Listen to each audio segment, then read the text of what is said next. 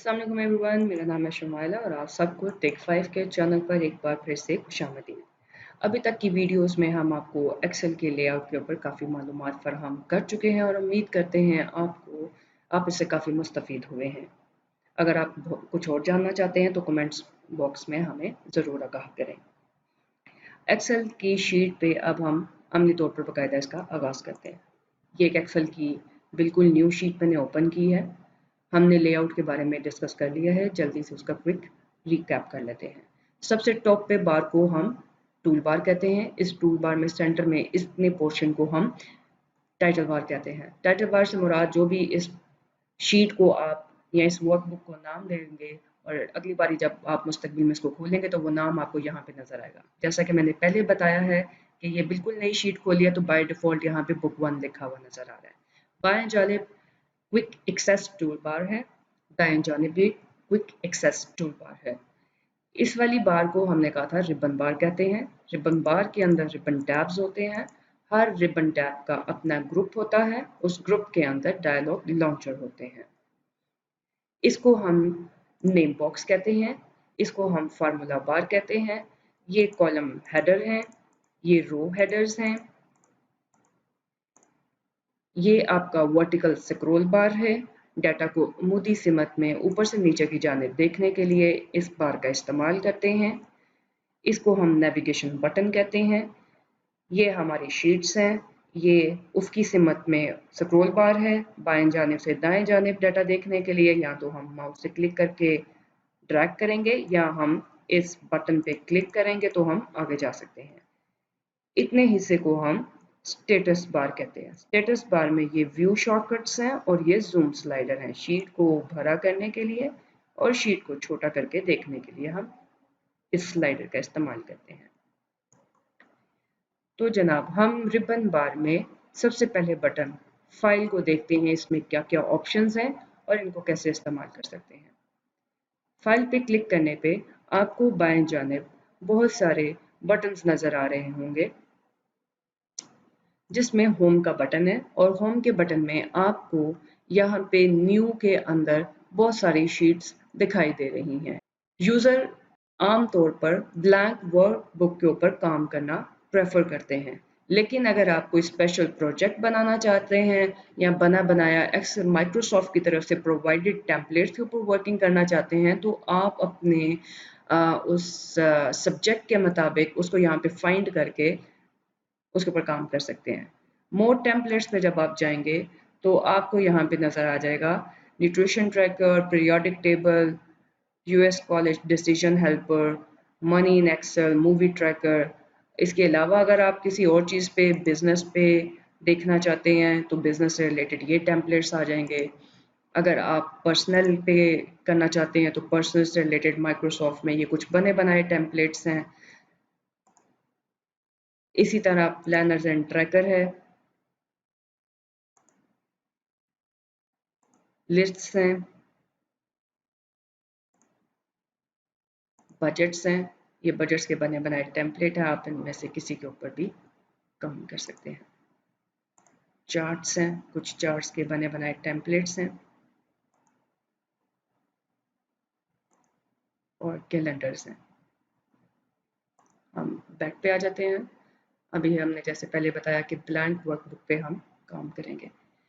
Open open से मुराद ये होता है कि अगर आपने एक फ़ाइल अपने पास सेव कर ली है और नेक्स्ट टाइम आप उस पे काम करने के लिए उसको खोलना चाहते हैं तो आप इस ओपन के बटन पे आके चेक कर सकते हैं। रिसेंट से मुराद ये है कि अगर आपने कोई फ़ाइल ऑलरेडी वर्कबुक सेव की हुई है तो उसकी लोकेशंस और उसके नाम इधर आ जाएंगे।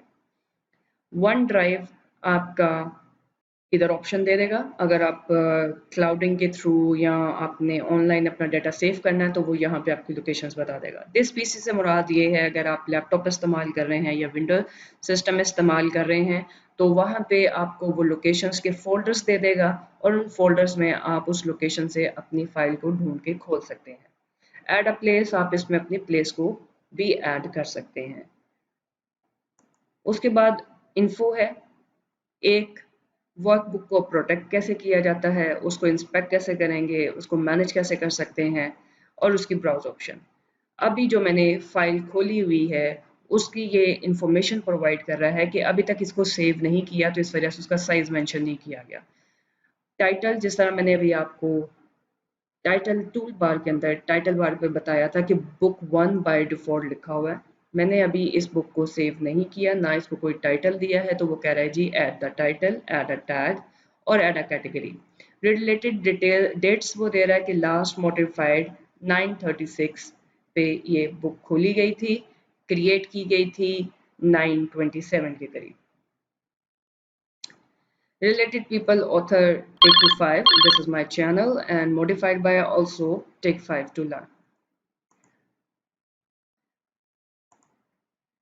अगर किसी फाइल को सेव करना हो तो हम इस बटन पे जाके क्लिक करते हैं।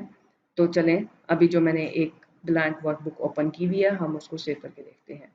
इस पीसी पे जाऊंगी, डेस्कटॉप पे जाऊंगी और डेस्कटॉप पे जाके यहाँ पे डेस्कटॉप पे क्लिक करके मैं इस बुक का नाम रख दूंगी टेस्ट 1। सेव। तो ये फाइल मेरे पास सेव हो चुकी है और आप देख सकते हैं टूल बार की टाइटल बार के अंदर टेस्ट 1 लिखा हुआ आ गया है। वापस चलते हैं फाइल में, सेव एज के बटन पे क्लिक करते हैं।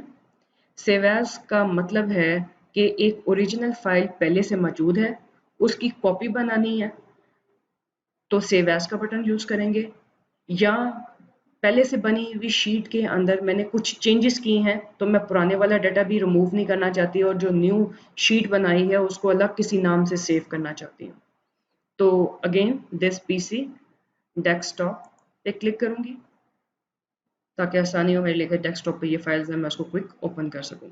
डेस्कटॉप पे जाके मैं इस पे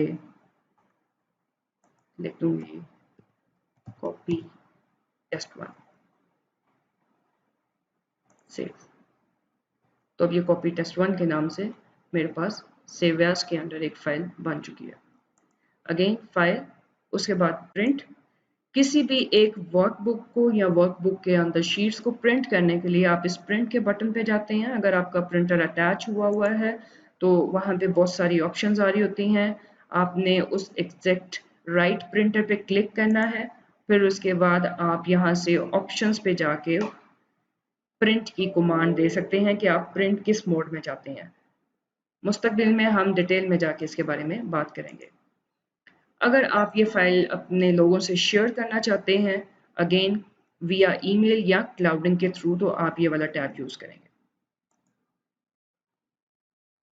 एक्सपोर्ट आप अदर देन एक्सेल, अगर आपको एक्सपीएस या पीडीएफ में ये फाइल क्रिएट करनी है तो आप एक्सपोर्ट में इनमें से किसी भी टैब के ऊपर जाके वर्किंग करेंगे।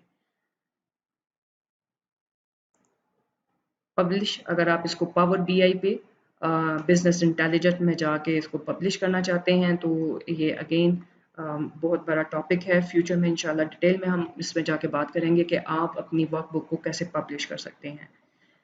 यहाँ से क्लोज के बटन पे हम क्लिक करेंगे तो ये क्लोज हो गई है पूरी शीट। यहाँ पूरी वर्कबुक बंद नहीं हुई लेकिन उसके अंदर जो शीट थी वो बंद हो चुकी हुई है और आप यहाँ पे देख रहे हैं अब सिर्फ एक्सेल लिखा हुआ नजर आ रहा है।